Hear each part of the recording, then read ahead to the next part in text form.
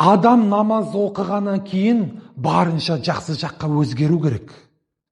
Алла тағала Құран-ы Кәримде «Инна солата танха анил фахшаи вал мункар».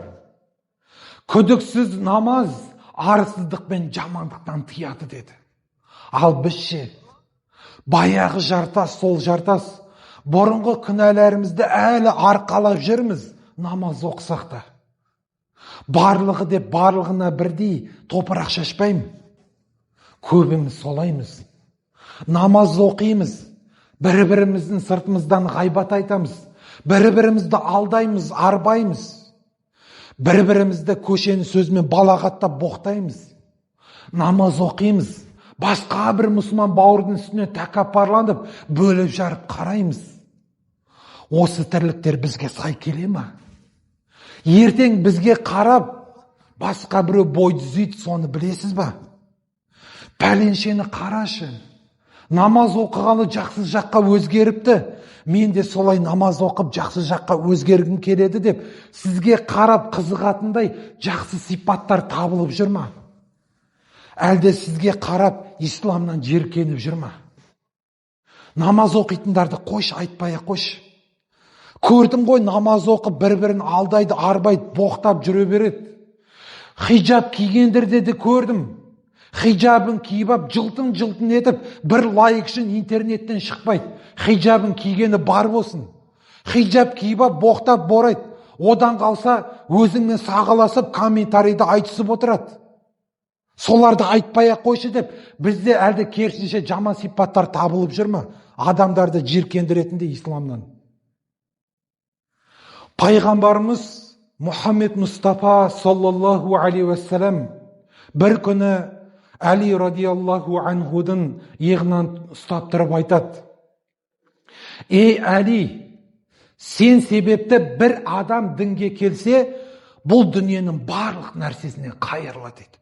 Қараңыз, сауабы қандай үлкен. Біз себепті бір адам намаз бастап жүр ма? Әлде біз себепті керісінше исламнан теріс айналып кетіп жатыр ма? Бір мұсылман бауырымыз айтады: «Мен намаз бастаған жылдары сондай махаббатпен намаз оқитын едім. Содан бір күні сондай бір уақыттар келді, мен намазды тастағым келді» дейді. Бұған себеп мұсылман бауырлардың бір-біріне деген қарым-қатынасына қарап дейді. Намаз оқиды дейді. Бір-бірін балағаттап боқтайды дейді. Намаз оқиды, бір-бірін алдап жүре береді дейді. Содан кейін ойладым дейді, намаз оқып, мен күнәға батқанша, намаз оқымай мен жүре берейін деп ойладым дейді. Себебім менің білімім жоқ еді ол кезде дейді. Содан бір күні мешіттің қасынан өтіп бара жаттым да, мешітке кіріп намаз оқи салайыншы деп мешітке кірсем дейді. Имам жамағатпен 5 намазын оқып болған екен дейді. Содан мешітке кірдім да, бір бұрышына барып, өзім болып намаз оқиыншы деп 5 намазының алдыңғы сүннетін оқуды бастадым дейді. Аллаху акбар деп ниет етіп намазды бастадым дейді.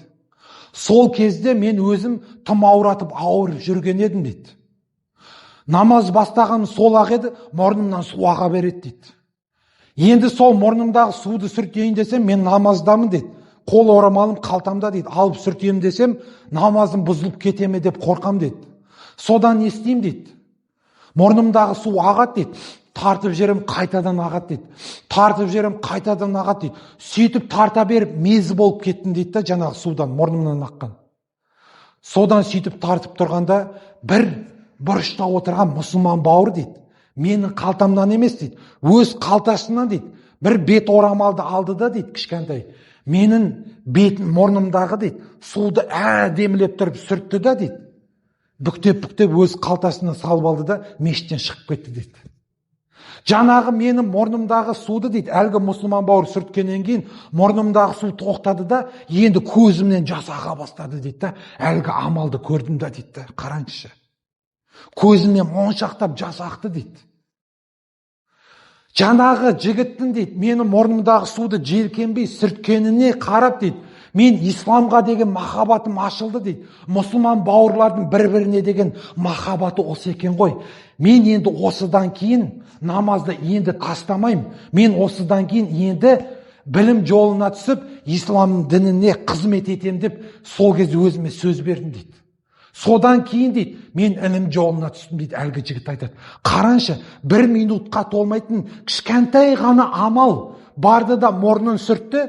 Сол амалға бола әлгі жігіттің исламға деген махаббаты ашылып, ілім жолына түсуіне себепші болды. Қараншы. Ал бізге қарап, адамдар намаз оқуға, ілім жолына түсуге қызығып жүр ме, әлде керісінше бізге қарап, исламнан жиіркеніп, теріс айналып, мешіттен қашып жатыр ма? Осыған келіп тоқталыңызшы. Жаңа пайғамбарымыз саллаллаху алейхи уассалам айтты ғой, Али, сен себепті бір адам дінге келсе, бұл дүниенің барлық нәрсесінен қайырлы деді.